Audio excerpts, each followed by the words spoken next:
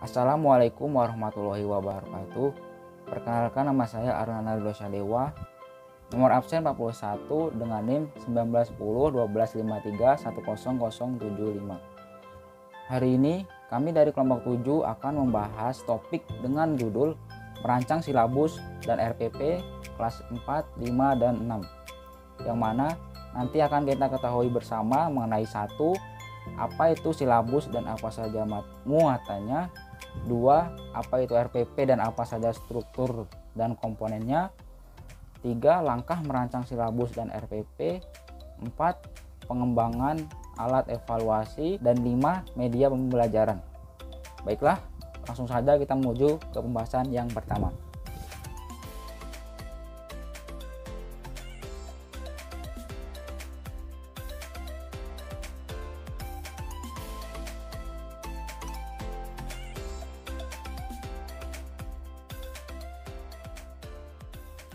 Perkenalkan, nama saya Dina Apriani dengan NIM 1910 1251 220.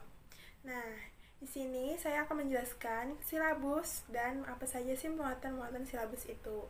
Yang pertama, pengertian silabus. Silabus adalah rencana pembelajaran pada suatu tema tertentu yang mencakup kompetisi inti, kompetisi dasar, materi pembelajaran, kegiatan pembelajaran, penilaian, alokasi waktu, dan sumber belajar. Silabus merupakan acuan penyusunan kerangka pembelajaran untuk setiap bahan kajian mata pelajaran. Silabus paling sedikit memuat, yang pertama ada identitas mata pelajaran. Untuk sekolah dasar dan madrasah langsung ditulis tema atau subtema.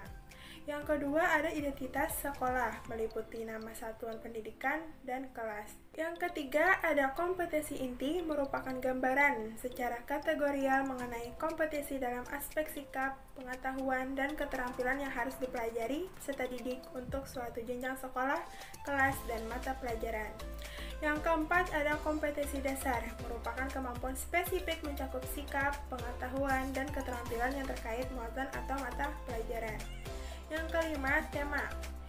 Berarti tema khusus sekolah dasar, madrasah, sekolah dasar luar biasa, ataupun paket A. Keenam, ada materi pokok. Materi pokok ini memuat fakta, konsep, prinsip, dan prosedur yang relevan, serta ditulis dalam bentuk butir-butir sesuai dengan rumusan indikator pencapaian kompetensi.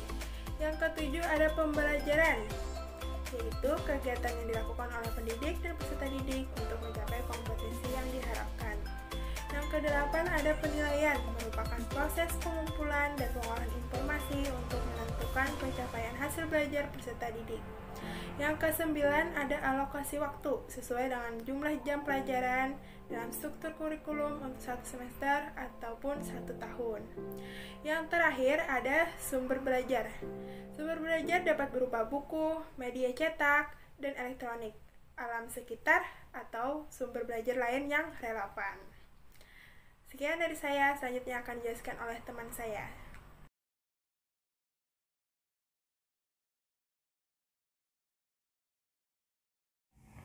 Perkenalkan, saya Irmayanti Wuryaningsih, NIM 1910125220095. Sini saya akan menjelaskan mengenai pengertian RPP beserta struktur dan komponen-komponennya. Yang pertama, rencana pelaksanaan pembelajaran atau yang sering disebut dengan RPP. RPP yaitu panduan dari langkah-langkah yang akan dilaksanakan oleh guru di dalam proses pembelajaran yang disusun dalam sebuah skenario kegiatan. RPP adalah alat yang wajib dimiliki oleh guru untuk melakukan sebuah rencana yang memaparkan prosedur di dalam proses pembelajaran di kelas untuk mencapai tujuan yang telah ditetapkan. Selanjutnya yaitu struktur RPP tematik terpadu di sekolah dasar. Bisa kita lihat strukturnya pada gambar di samping. Di dalam struktur tersebut terdapat komponen-komponen yang akan kita bahas setelah ini. Berikut ini beberapa komponen RPP tematik terpadu di sekolah dasar. Yang pertama, identitas RPP. Identitas RPP ini berisi tentang nama sekolah, tema atau subtema yang dipelajari, kelas atau semester, materi pokok, dan alokasi waktu. Yang kedua, kompetensi inti. Kompetensi inti ini adalah gambaran secara kategorial mengenai kompetensi dalam aspek sikap, pengetahuan, dan keterampilan yang harus dipelajari oleh peserta didik untuk suatu jenjang sekolah, kelas, dan mata pelajaran. Yang ketiga ada kompetensi dasar dan indikator. Nah, kompetensi dasar ini adalah kemampuan minimal yang harus dicapai oleh siswa dalam penguasaan konsep atau materi pelajaran yang diberikan di dalam kelasnya pada jenjang pendidikan tertentu. Nah, sementara itu, indikator hasil belajar adalah tujuan pembelajaran yang diharapkan dapat dimiliki oleh siswa setelah mereka melakukan proses pembelajaran tertentu. Yang keempat yaitu tujuan pembelajaran. Tujuan pembelajaran ini memuat penguasaan kompetensi yang bersifat operasional yang ditargetkan atau dicapai di dalam RPP. Tujuan pembelajaran ini dirumuskan dengan mengacu kepada rumusan yang terdapat di dalam indikator dalam bentuk pernyataan yang operasional. Yang kelima, materi pembelajaran. Materi pembelajaran sendiri ialah materi atau bahan yang digunakan untuk mencapai tujuan pembelajaran. Hal yang harus diketahui yaitu bahwa materi ini di dalam RPP merupakan pengembangan dari materi pokok yang terdapat di dalam silabus. Yang keenam, metode pembelajaran. Nah, di sini pemilihan metode atau pendekatan bergantung kepada jenis materi yang akan diajarkan pada siswa. Metode yang dipilih harus bertumpu pada prinsip pelaksanaan kurikulum, yaitu penggunaan multistrategi sehingga siswa bisa belajar dalam suasana aktif, kreatif, dan menyenangkan serta belajar hidup bersama atau bekerja sama dengan temannya. Yang ketujuh, alat dan sumber pembelajaran. Nah, di sini pemilihan sumber belajar mengacu kepada rumusan yang terdapat di dalam silabus. Jika memungkinkan, di dalam satu perencanaan disediakan media, alat dan bahan, dan sumber belajar lainnya. Apabila ketiga aspek ini dapat dipenuhi, penyusun harus mengeksplisitkan secara jelas. Yang pertama, medianya, kedua, alat dan bahannya, dan ketiga, sumber belajar yang digunakan. Nah, oleh karena itu, guru harus bisa memahami secara benar pengertian media, alat dan bahan, dan sumber belajar. Yang kedelapan adalah langkah-langkah pembelajaran. Nah, di sini pada dasarnya langkah-langkah kegiatan memuat pendahuluan atau kegiatan awal, kegiatan inti, dan kegiatan penutup. Dan kemudian masing-masing disertai alokasi waktu yang dibutuhkan. Nah, tetapi dimungkinkan juga di dalam seluruh rangkaian kegiatan sesuai dengan karakteristik model yang dipilih menggunakan sintaks yang sesuai dengan modelnya. Yang kesembilan ada alokasi waktu. Alokasi waktu adalah jumlah waktu yang dibutuhkan untuk ketercapaian suatu kompetensi dasar tertentu dengan memperhatikan beberapa hal sebagai berikut. Yang pertama yaitu minggu efektif per semester. Yang kedua, alokasi waktu mata pelajaran per minggu. Dan yang ketiga, jumlah kompetensi per semesternya. Yang ke-10, penilaian. Nah, di dalam silabus sudah dijelaskan dan ditentukan jenis penilaiannya. Penilaian pencapaian kompetensi dasar peserta didik ini dilakukan berdasarkan indikatornya. Untuk penilaian dilakukan dengan menggunakan tes maupun non-tes di dalam bentuk tertulis maupun lisan, pengamatan kinerja, pengukuran sikap, penilaian hasil karya berupa tugas, proyek atau produk, penggunaan portofolio, dan penilaian diri.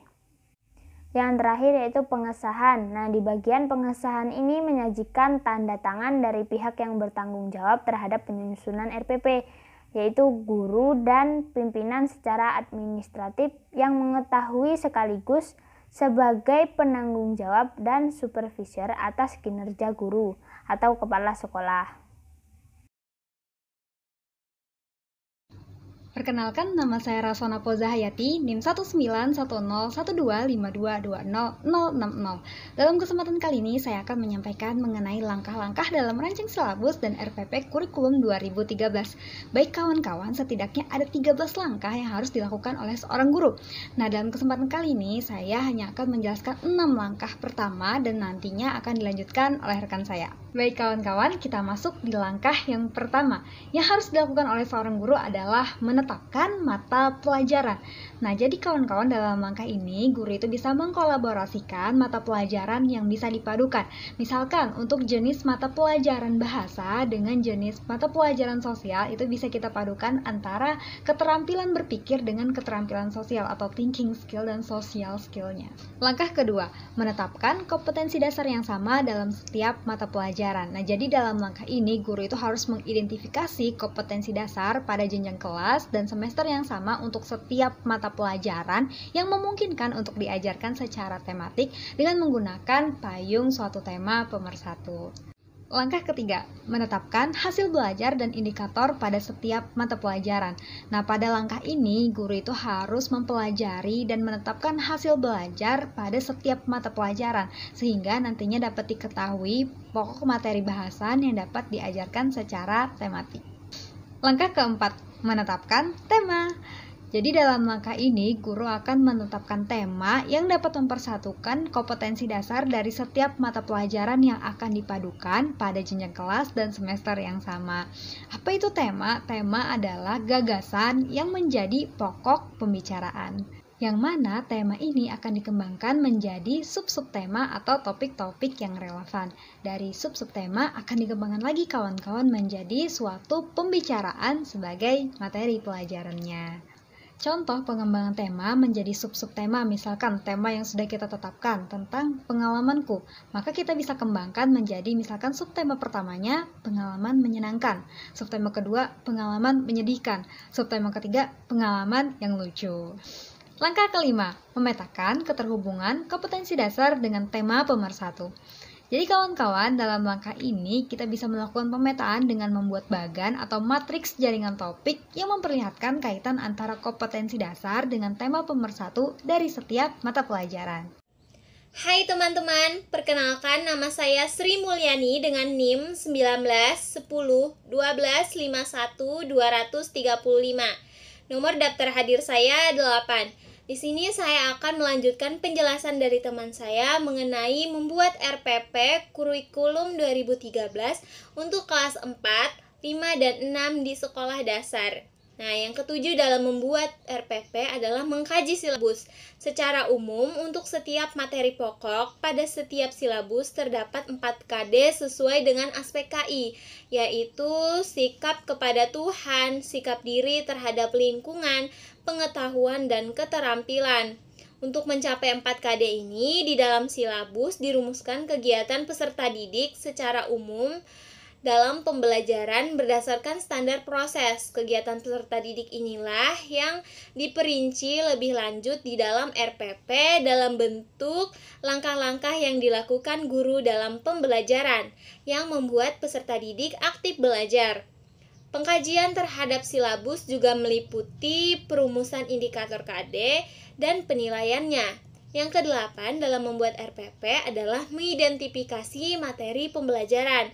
Nah, mengidentifikasi materi pembelajaran untuk menunjang pencapaian KD dilakukan dengan mempertimbangkan beberapa hal. Yang pertama, potensi peserta didik, relevansi dengan karakteristik daerah, tingkat perkembangan fisik, intelektual, emosional, dan sosial, spiritual peserta didik, kebermanfaatan bagi peserta didik, lingkungan keilmuan, aktualitas, kedalaman, dan keluasan materi, pembelajaran, relevansi dengan kebutuhan peserta didik dan tuntutan, lingkungan, dan alokasi waktu. Yang kesembilan dalam membuat RPP adalah menentukan tujuan.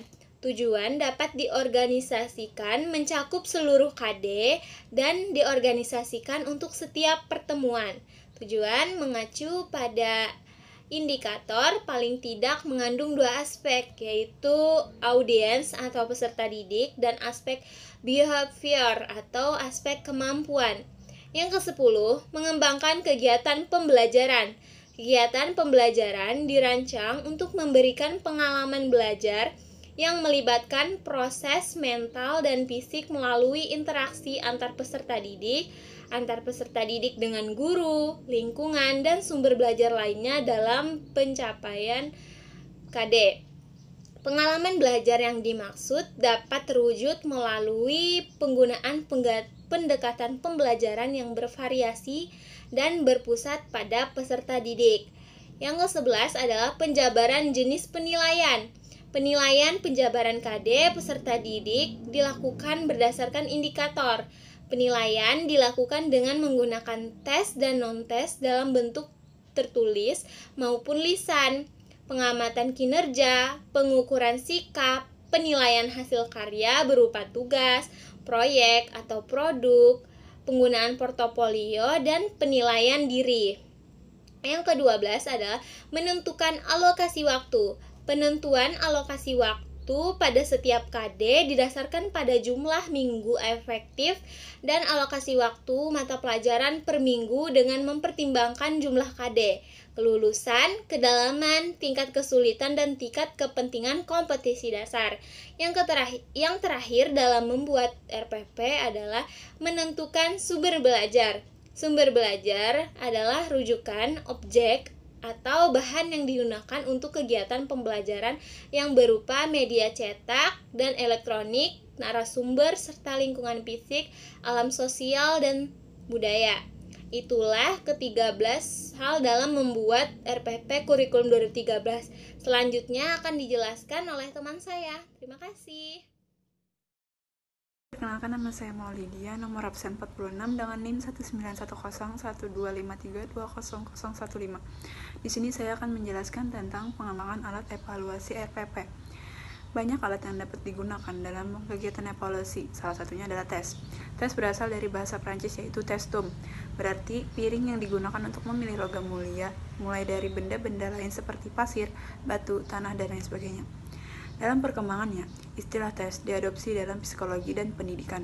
Selanjutnya saya akan menjelaskan tentang pengembangan evaluasi jenis tes. Pengembangan tes objektif. Yang pertama ada benar, salah.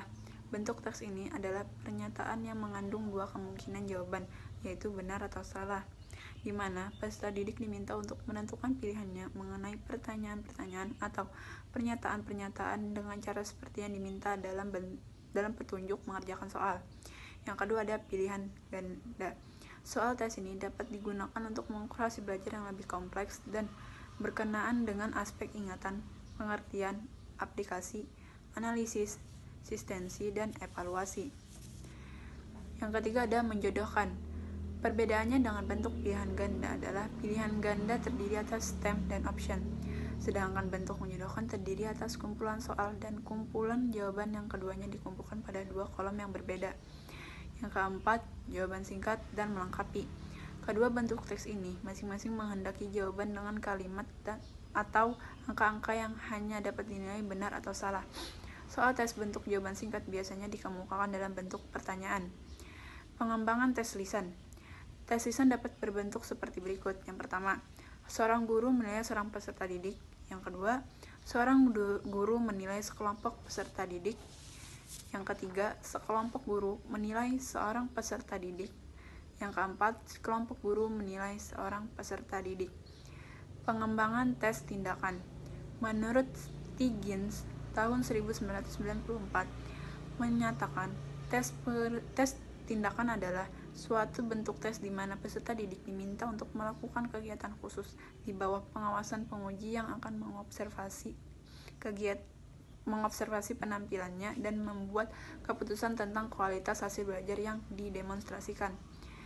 Pengembangan alat evaluasi jenis non-tes. Yang pertama ada observasi atau observation. Observasi sendiri merupakan suatu proses yang alami di mana kita semua sering melakukannya, baik secara sadar maupun tidak sadar di dalam kehidupan sehari-hari. Misalkan, sering mengamati orang lain.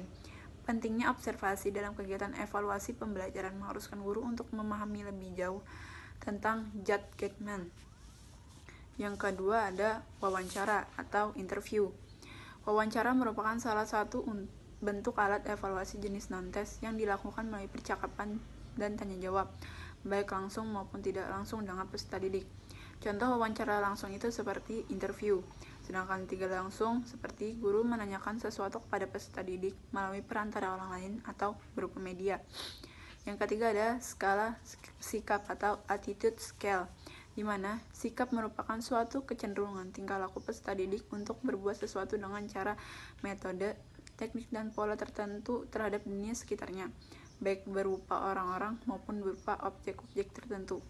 Saya Yun Septiana, NIM 19101253-265. Di sini saya akan menjelaskan materi selanjutnya, yaitu tentang membuat media yang diperlukan dalam pembelajaran. Media merupakan sesuatu yang bersifat menyalurkan pesan dan dapat merangsang pikiran dan perasaan bagi penggunanya. Sedangkan media pembelajaran merupakan alat dan bahan yang digunakan untuk mengefektifkan dan mengefisiensikan proses pembelajaran untuk mencapai tujuan pembelajaran. Dikutip dalam Daryono 2016, secara umum dapat dikatakan media mempunyai kegunaan antara lain: yang pertama, memperjelas pesan agar tidak terlalu verbalistis.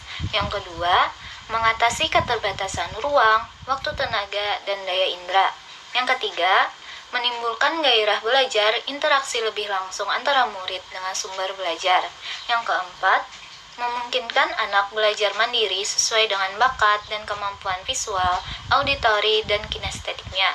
Yang kelima, memberi rangsangan yang sama, mempersamakan pengalaman, dan menimbulkan persepsi yang sama.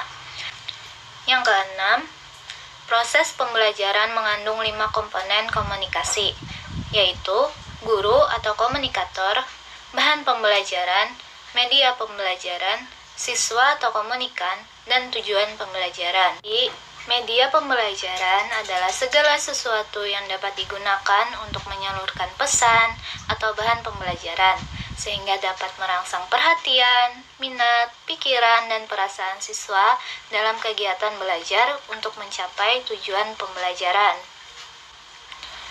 Adapun kriteria pemilihan media pembelajaran yang baik menurut Falahuddin 2014 adalah sebagai berikut. Yang pertama, tujuan penggunaan. Apa tujuan pembelajaran? Apakah standar kompetensi dan kompetensi dasar yang ingin dicapai? Apakah tujuan itu masuk ranah kognitif, efektif, psikomotorik, atau kombinasinya? Jenis rangsangan indera apa yang ditekankan? Apakah penglihatan, pendengaran, atau kombinasinya? Jika visual, apakah perlu gerakan atau cukup visual diam? Jawaban atas pertanyaan ini akan mengarahkan kita pada jenis media tertentu. Apakah media realia, audio, visual diam, visual gerak, audio visual gerak, dan seterusnya. Yang kedua, sasaran pengguna media. Siapa sasaran didik yang akan menggunakan media? Bagaimana karakteristik mereka? Berapa jumlahnya? Bagaimana latar belakang sosialnya? Bagaimana motivasi dan minat belajarnya? Apabila kita mengabaikan kriteria ini, maka media yang kita pilih atau kita buat tentu tak akan banyak gunanya. Mengapa? Karena pada akhirnya sasaran inilah yang akan mengambil manfaat dari media pilihan kita itu. Oleh karena itu, media harus sesuai benar dengan kondisi mereka. Yang ketiga, karakteristik media. Apa kelebihan dan kelemahannya? Sesuaikah media yang akan kita pilih itu dengan tujuan yang akan dicapai? Kita tidak akan dapat memilih media dengan baik jika kita tidak mengenal dengan baik karakteristiknya. Karena kegiatan memilih pada dasarnya adalah kegiatan membandingkan satu sama lain, mana yang lebih baik dan lebih sesuai dibanding yang lain. Oleh karena itu, sebelum menentukan jenis media tertentu, pahami dengan baik karakteristik media tersebut. Yang keempat, waktu. Berapa lama waktu yang diperlukan untuk menyajikan media tersebut, dan berapa lama lokasi waktu yang tersedia dalam proses pembelajaran. Tak ada gunanya kita memilih media yang baik, tetapi kita tidak cukup waktu untuk mengadakannya. Jangan sampai pula terjadi media yang telah kita buat dengan menyita banyak waktu, tetapi pada saat digunakan dalam pembelajaran, ternyata kita kekurangan waktu. Yang kelima, biaya penggunaan media. Media pada dasarnya dimaksudkan untuk meningkatkan efisiensi pada efektivitas pembelajaran. Apalah artinya kita menggunakan media jika akibatnya justru pemborosan. Oleh karena itu, faktor biaya menjadi kriteria yang harus kita pertimbangkan. Keenam, ketersediaan. Media yang kita butuhkan itu ada di sekitar kita, di sekolah atau di pasaran. Kalau kita harus membuatnya sendiri, adakah kemampuan, waktu, tenaga, dan sarana untuk membuatnya? Kalau semua itu ada, hal berikutnya yaitu tersediakah sarana yang diperlukan untuk menyajikannya di kelas. Hal-hal tersebutlah yang harus menjadi pertimbangan matang bagi seorang guru. Sekian dari saya, terima kasih. Baiklah, itu dia tadi pemaparan materi merancang silabus dan RPP kelas 4, 5, dan 6 dari kelompok kami. Dan di sini saya akan menyimpulkan sedikit bahwasanya rencana pelaksanaan pembelajaran atau RPP merupakan panduan dari langkah-langkah yang akan dilaksanakan oleh guru dalam proses pembelajaran yang disusun dalam sebuah skenario kegiatan. Sedangkan silabus diartikan sebagai garis-garis besar, ringkasan, ikhtisar, atau pokok-pokok isi atau materi pembelajaran tematik. Atas perhatiannya saya ucapkan banyak-banyak terima kasih. Salah hilaf mohon maaf. Wassalamualaikum warahmatullahi wabarakatuh.